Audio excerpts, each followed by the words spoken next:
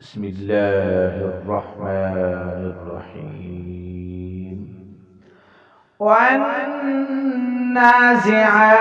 غرقا والناشطات نشطا والسابحات سبحا فالسابقات سبقا فالمدبرات أمرا يوم ترجف الراجفة تتبعها الرادفة قلوب يومئذ واجفة أبصارها خاشعة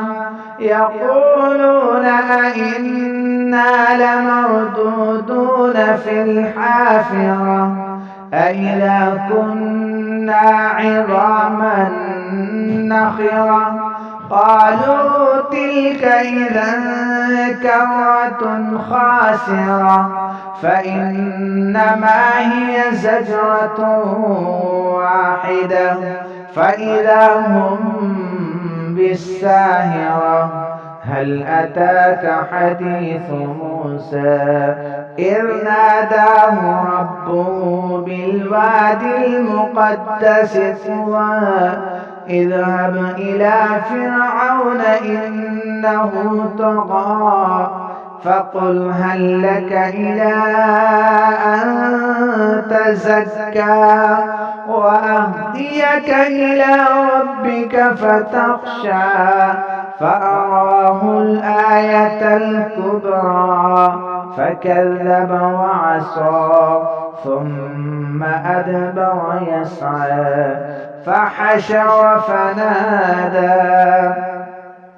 فقال أنا ربكم الأعلى فأخذه الله نكال الآخرة والأولى إن في ذلك لعبرة لمن يخشى أأنتم أشد خلقا أم السماء بناها رفع سمكها فسواها وأغطش ليلها وأخرج ضحاها والأرض بعد ذلك دحاها أخرج منها ماءها ومرعاها والجبال أرساها متاعا لكم ولأنعامكم فإذا جاءت الطامة الكبرى يوم يتذكر الإنسان ما سعى وبرزت الجحيم لمن يرى فأما من طغى وآثر الحياة الدنيا فإن الجحيم هي المأوى وأما من خاف مقام ربه ونهى النفس عن الهوى فإن الجنة هي المأوى يسألونك عن الساعة أيان مرساها فيم أنت من ذكراها إلى ربك